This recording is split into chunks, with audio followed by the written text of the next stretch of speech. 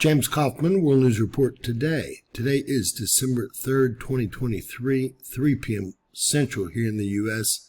God bless you and yours, no matter where you are in the world. Please subscribe, give us a thumbs up, ring that bell for critical future updates. The Philippines has been rocked by over 100 additional earthquakes since this time yesterday. We just were hit with another 6.9 magnitude earthquake, and right before that, we were hit with a 6.6 magnitude earthquake. These are strong earthquakes, folks. Both these 6.9 and the 6.6 had an associated tsunami warning. We do have a buoy in event mode. The 6.9 came in only as a 5 on the DYFI, a 7 on the shake map, and the 6.6 came in at a 6 on the DYFI and a 6 on the shake map, both again with associated tsunami warnings. Let's zoom in and take a quick look as to what we have here. As you can see, it's a mess. Now, we're going to have well over 100 additional earthquakes, although this indicates 81. A lot of the smaller earthquakes are not reflected on the USGS map. We saw how much damage the quakes did yesterday in this area, and folks, they're in for a whole lot more damage based on what we're seeing here. Again, this is on a plate tectonic boundary. We have volcanic activity to the north and south, and we're almost assured that we're watching a volcano awaken right here in front of our eyes. Now, this is where we run into the real problems here, guys. There is the 6.9 USGS main source. The French came in at 6.5, of course. They do have a depth of 30.5 kilometers, about 19 miles, very deep compared to what we were seeing yesterday.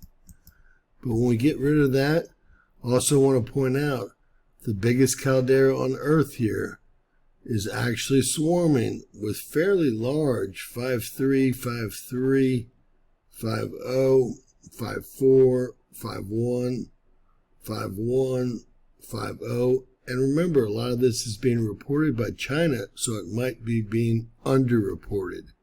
Back to the Philippines, so many just 4s, 5s, and 6s have hit, you can't even see the area anymore. Obviously, if we were to turn on all of the quakes that hit, you would have to zoom in, and again, you still wouldn't even be able to see the area there. Wow. Probably closer to 200. And our biggest caldera on Earth is very worrisome. Not very concentrated over the main part of the caldera, but definitely seeing activity over the main part of the caldera and surrounding it in every direction. So let's keep our eyes on this one for sure. Let's get some detailed information on the 6.9. It originally came in at a 7.0, or at least I saw it at a 7.0. It might have come in even stronger than that. December 4th, obviously. And we're talking about just happening. And this is the difference between a 7.6 and a 6.9. Only 21.1 atomic bombs worth of energy released. Remember, for every 0.1, we're talking about the earthquake being 10 times stronger. So the 7.6 was almost 100 times stronger, or at least 70 times stronger than what we're seeing right here. That's why we had 327 atomic bombs released. This is a 6.9 confirmed, main reporting source, USGS. Let's take a quick look at all the modeling agencies and how they came in. There's the USGS on top with a 6.9, a 6.8 out of Germany, a 6.5 out of the French, 6.8 out of Australia, a 6.7 out of the Philippines, a 6.9 out of the International Research Institute on Seismology, a 7.0 USGS. Now that is confusing, right? Also, we've got a 6.9 out of the Italians, a 6.9 out of the Chinese, and the Europeans came in at 6.8. Now, I thought there might have been two quakes because I saw a 7.0 and a 6.9 on the list at the same time. There very well may have been two quakes with similar timing here. Again, a 7.0 USGS being the source, same quake, a 6.9, very strange. Again, I think there may have been two quakes, one right after another. Jumping over to the National Data Buoy Center here, we have one buoy in event mode, buoy 52405. You can see that it's had several events today, so this indicates obviously it's suffered several small tsunamis. I don't see a major event anywhere here. We will take a look at the details. And this is the information on the IE 6.9 or 7.0 or both.